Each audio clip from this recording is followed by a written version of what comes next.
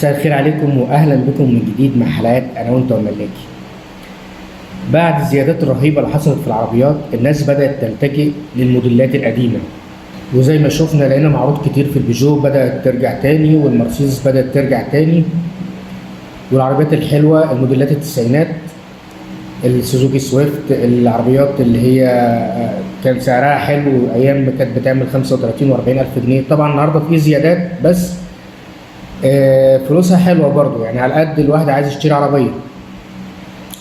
فقبل ما تشتري العربيه ديت، لو انت بادئ في شراء عربيات، عايز تشتري ملهاش غير بيجو، العربيات والمرسيدس طبعا مفيش كلام عليها، عربيات جميله جدا من احلى العربيات اللي انت هتركبها.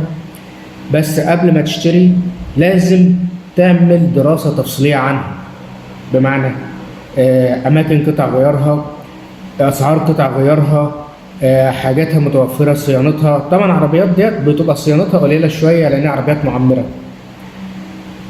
ما تجيبش العربيه وانت مش عارف قطع غيارها موجوده فين، هتلف فيها كتير على ما تجيبها وهتتعب وهتزهق. العربيات دي بالذات بيبقى ليها ركوبه معينه، مش اي حد بيركبها، الركيب الفهيم اللي فاهم قيمتهم. انت شاء الظروف والاسعار ولعك وغصب عنك مفيش غير قدامك غير الحلول ديت، عايز تركب بيهم عربيه. هتجيب عربيه سليمه، تبقى عامل حسابك اقرب مكان قطع غيار ليك. لو ما لقيتش متوفره اعمل حسابك اللي انت هتحتاج مثلا في كل فتره تسافر تجيب قطع غيار. اعمل حسابك ان اسعارها غاليه قطع غيارها ولكن معمره جدا، يعني انت مش هتشتري كل شويه قطعه غيار. القطعه الغيار اللي هتشتريها مره هتشتريها بعد فتره، علشان ما تتعبش نفسيا وتقعد تدور وتلف عليها. قبل ما تشتريها اعمل لها دراسه مفصله كده.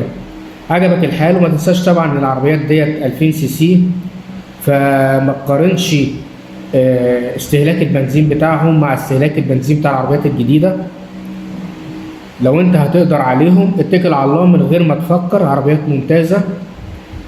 عايز تنزل اقل شويه بقى، ما قدامكش غير هتلاقي من اول اللادا عربيات ممتازه، بس طبعا عارفين ان هي في الصيف رخمه شويه، غير ان هي ما فيهاش باور ولا تكييف، وساعات المصري من بينزل يا تكييف يا باور. هتخش على الشاهين برضو هتلاقي عربيه محترمه وحاجتها متوفره بس ضعيفه شويه برضو السخونيه بتاعتها.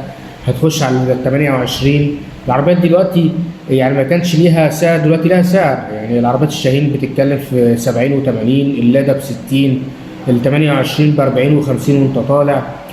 فالفلوس ما عادتش بتجيب حاجه. لكن لو انت عايز تركب فعلا هتركب البيجو، هتركب المرسيدس، بس اسال واعرف اماكن قطع غيارها قبل ما تشتريها.